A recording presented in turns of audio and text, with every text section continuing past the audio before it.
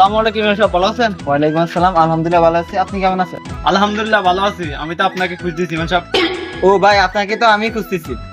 আচ্ছা যাই হোক হুজুর, এখন তো কোরবানির সামনে চলে আসছে, আপনার সাথে যদি কোরবানি করতে পারতাম তাহলে ভালো হতো। এখন আপনি কি বলেন? হ্যাঁ হ্যাঁ ভাই, আমি তো আপনার মতো একজন অংশীদার খুঁজতেছি। আমি ঠিক আছে, আমরা তো দুইজন অংশীদার, যদি আরেকজন অংশীদার হতো তাহলে একটু ভালো হতো। এ হচ্ছে সুদখোর, এর কামে হচ্ছে গ্রামে সুদ প্রদান করা।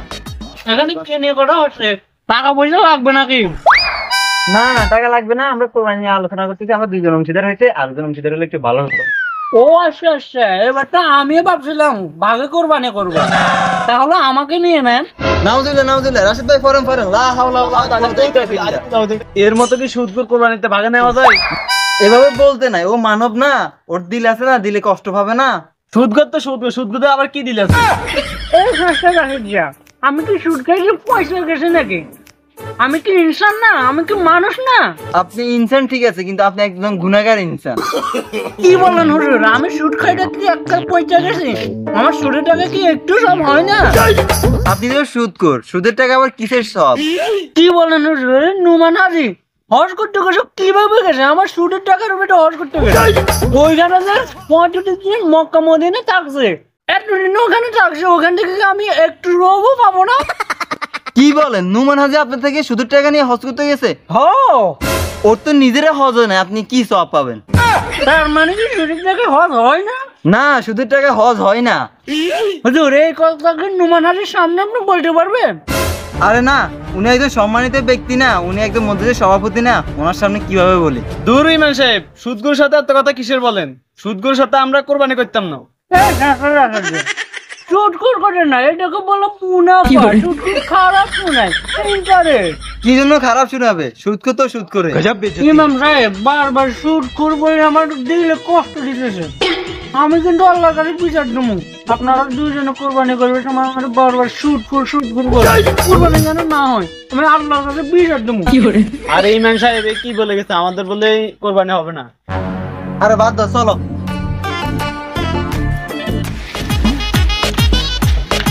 এ হচ্ছে ঘুষখোর, প্রতি শোয়ে 30,000 টাকা। এই যে মিনাজ ভাই, কথা শুনুন। আসসালামু আলাইকুম। আরে ওয়ালাইকুম আসসালাম, কি অবস্থা ভাই? এই তো আলহামদুলিল্লাহ, কেমন আছেন? এই তো আলহামদুলিল্লাহ ভাই, ভালো আছেন? ভাই আমি তো আপনার দিকে যাইতেছিলাম। কেন ভাই, হঠাৎ করে আমার কি প্রয়োজন? ভাই আপনি কি ভাই কোরবানি দেন? ও ভাই, আমার তো একটা ভাগ প্রয়োজন, আমরা দুই ভাগ আছি, আর এক ভাগ প্রয়োজন। আরে তাহলে তো হয়ে গেল, আমিও ভাই কোরবানি দেব। আমাদের তো ভাই একটা ভাগের প্রয়োজন, তাহলে আপনি আমাদের সাথে অ্যাড হয়ে যান। তাহলে তো ভাই হয়ে গেল। আর সমস্যা কি, আমরা ভাই ভাই। হ্যাঁ ভাই। আরে নুমান ভাই, কি অবস্থা? আরে এর সাথে কিসের কথা বলেন? কিছু সমস্যা কি ভাই? না, এর তো সমস্যা আছে। কি বলেন ভাই, আমাদের মিনাজ ভাই তো একটা ভালো চাকরি করে। আরে ভাই, ওর চাকরিতে সমস্যা। কি বলেন আপনি স্যার, বিস্তারিত বলেন তো, আমি একটু শুনি। তাহলে শোনেন। মেয়ার কাম স্যার। Yes coming. আসসালামু আলাইকুম। বসুন স্যার। ওয়ালাইকুম আসসালাম, বলেন। নেন স্যার, এখানে একটা সই করে দেবেন। কি করতে হবে এটা? স্যার, এই যে এখানে ছোট্ট একটা সই। আমার টাকু। আরে স্যার, আমার শুধুমাত্র এখানে একটা সই। আমার টাকু। আরে স্যার, আপনি মূলত চাইতেছেনটা কি? ভোট চাইতেছেন নাকি? আরে ভাই আমি তো বাকি খেতে না কেন? গেছে বছর বাইরে কোরবানি দিচ্ছি আমি, এই বছর চাইতেছি আমি একা কোরবানি দেবো। দুইটা ফাইল সই করছি, আর একটা ফাইল বাকি আছে। এটা করলে আমার 90,000 টাকা হয়ে যাবে, আমি একা কোরবানি দেবো। আপনি যে ঘুষের টাকা দিয়ে কোরবানি দিতেন তো, এই কোরবানি কি হইবো? এটা তো একেবারে হারাম। আরে ভাই এই টাকা কিভাবে হারাবো? আমি কি মদ খাই না গাঁজা খাই? আমি তো এটাকে একটা ভালো কাজে ব্যবহার করবো। আমি কি এটা কোরবানি দেবো? কোরবানি কি কখনো খারাপ জিনিস? এটা কোরবানি খারাপ জিনিস হইতেই পারে। এখন আপনি যদি আমাকে কোরবানি দিতে সাহায্য না করেন, মিয়া আপনি তো ইমানে থাকবে না। আরে মিয়া, লাগলে অন্য মানুষ দিয়ে সই করাম, প্রয়োজন একটু কষ্ট হইব। আপনার মতো শেষরা মানুষের ধরে সই করা থাকে। আপনি স্যার বয়সে কে? তোর বাপ বয়স, তোর বাপ এই জানিলা আরে তুমি নিচে ঢুকতেছিস কি আমার মধ্যে? তাহলে তাহলে এত দূর না, ওনার সাথে কোরবান দেওয়া যাবে না। আরে মেয়ে তুমি একটা পাপী, তোমার কারণে আমি কোরবানি দিতে পারিনি। তোমার একটা ফাইলের জন্য আমি একা কোরবানি দিতে পারি না। তুমি একটা পাপী মেয়ে, এই পাপির সাথে আমিও থাকবো না। আমি এই কোরবানি শরীক হবো না তোমাদের সাথে। পাপির দল পাপী। আরে না, এই হচ্ছে কঠিন মদখোর, মদ না খেলে চোখে দেখে না। মদ খাইছি না মধু খাইছি কিছু বলিনি। পিকনিকটা আজকে শেষ হয়েছে রে। মদ আমি খাইছি না মদ আমারে খাইছে, আমি কিছু বলি না। ফরদিন কোরবানি তোর খেলা আছে? হ্যাঁ খবর আছে। দোস্ত আজকে মালের পিকনিক শেষ হয়েছে রে, এই মালিক সেরা রে। আমাদের মতন 2 নাম্বার লোকের কেউ কি কোরবানিতে নিবে? আরে বেটা 2 নম্বর লোক না তো, 2 নম্বর রাস্তাতে চলি আমরা বুঝত। আমাদের মতো 2 নাম্বার লোকেরা যারা কোরবানিতে নেয় না, আমাদের মতো 2 নাম্বার লোকের সবাইকে মিটিং এ ডাকা দরকার। মিটিং মানে লোক যে সুগুলা বেশি হয় এটারে মিটিং। আচ্ছা আপনাদেরকে এখানে মিটিং থেকে কেন ডাকা হয়েছে সেটা হচ্ছে যে আমাদেরকে কেউ বাগে কোরবানিতে নিতে চায় না। যেমন আমি কি খারাপটা করি, আমি যে একটা অফিসে যাই, অফিসে গেলে একটা ফাইল সই করলে আমাকে কিছু হাদিয়া দেয়। আর এটা ঘুষ। ও বেটা এটা শুনতে খারাপ দেয়া যায়, এটা ঘুষ না, এটা হাদিয়া হাদিয়া। তোর যাইতে না না দিয়া। তোমার ইনকাম আর আমার ইনকামের মধ্যে বহুত বেশ কম আছে, তুমি তো হইছো সুদখোর। আরে এটাকে সুদ বলে না, সুদ শুনতে খারাপ শোনায়। এটাকে মুনাফা বলে, ইংলিশে ইন্টারেস্ট। এই জন্য সুদখোর এবং ঘুষখোর একসাথে বসতে নেই। এই বেটা তোকে জানি পাপ আছে, আমার কি পাপ আছে? এবার কোরবানি করার জন্য আমি 2জন ইমানের বাড়ি ডাকাতি করছি, এবার তোরাই বল ইমানের টাকা কি হারাম হতে পারে? আমার ইনকাম 100% হালাল, আমি হারাম হালাল বেঁচে খাই। আমি গতকাল মাদ্রাসা থেকে চাল চুরি করছি, আপনারাই বলেন মাদ্রাসার চাল কি হারাম হতে পারে? যা বুঝলাম যা দেখলাম, আর তোর ইনকাম সারা ব্যাগ ইনকাম হালাল হিসাবে এর সাথে আঙ্গু কোরবানি দিতে ওইটো না। কথা ঠিক। এই নাও মাল খাও। আর আমি কখনো আরাম খাই না। তুমি যে ঘুষ খাও এটা কি হালাল? এই তুমি যে এটা খাও এটা তো ডাইরেক্ট তোমার শরীরে হিট করে, কিন্তু আমি যে এটা খাই এটা তো কোনো অস্তিত্ব নাই। সবাই আমাকে খুশি মনে হাদিয়ে দেয়, হাদিয়ে। কই তোমার তো কখনো শরীরে হিট করে না। তুই যে মালখা বেরিয়েছে মহুটি আসলি পুটারে তোর গাল ভর্তি ঠিক আছে, ওইটার খবর হাসুটি পত্রিকা ছাপাইছে।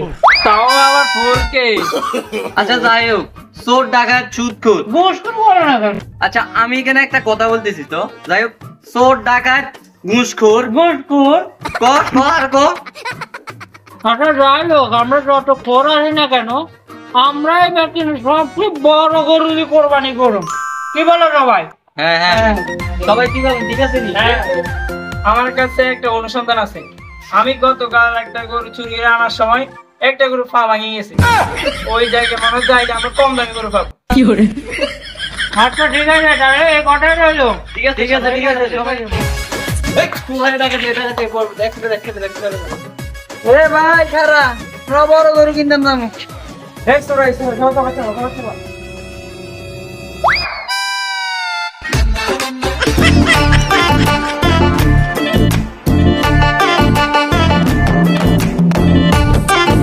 আনানো গরু কিনতে দিব না? হ্যাঁ আসি, বলেন আমাদের একটা গরু দরকার। কেমন গরুর দরকার আপনার? আচ্ছা ভাই ওই গরুটা কত? এই গরুর দাম 1 লাখ টাকা। 1 লাখ টাকা তো কম দামে, বড় গরু দেখেন, আমরা ভাগিদার অনেক তো। হ্যাঁ ভাই আছে তো, একটা আছে তবে ভাই ল্যাংড়া গরু। আরে ল্যাংড়া সমস্যা নাই, কত দাম? আরে ভাই গরুর দাম তো 1 লাখ আছে, আপনারা আচ্ছা 90,000 টাকা দিন। হ্যাঁ চলবো নি, চলবো চলবো। গরুটা দেখো হ্যাঁ, টাকা দিল।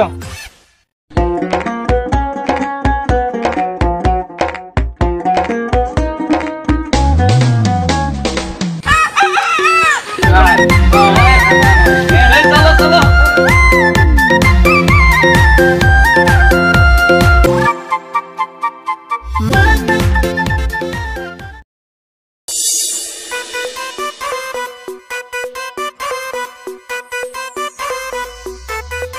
मुबारक ईद, ईद मुबारक ईद।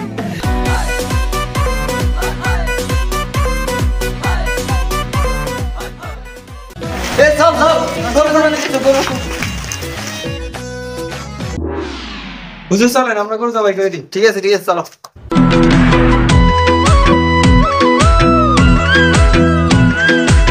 কি গরু জগতে যাইতেছেন নাকি? জি জি গরু জগতে দিয়েছি। এটাও গরুকে দেখছলি ছাগলের চার মতন। আর আমরা কি লইছি 3 লাখ টাকা দিয়ে গরু লইছি, কত বড় গরু। এই দামে গরু হাইবো গরু যতই বড় হোক না কেন আল্লাহ তাআলার কাছে রক্ত গোস্ত কিছু যায় না, শুধুমাত্র তাকওয়াটা যায় আল্লাহর কাছে। ভাই ভাই করতে নাই কি কস? এই তুই চুরি করছিস। এই ভাই দেখবেন আমাদের দিনে আমাদের দিনে মসজিদে আসলেই তো দেখছেন ভাই গরুটা ওনাদের চুরি করে নিয়ে গেছে। হারামে কখনো আরাম নাই। দেখেন ভাই ওনাদের কোরবানিটা দেওয়া ছিল লোক দেখানোর জন্য, আল্লাহর সন্তুষ্টির জন্য না। সকল কর্মফল নিয়তের উপরে নির্ভরশীল। ওনাদের সহি নিয়ত ছিল না, সেজন্য ওনাদের এই অবস্থা হয়েছে। আমরা যে কাজটাই করবো সহি নিয়ত হিসেবে কাজটি করবো ইনশাআল্লাহ ইনশাআল্লাহ।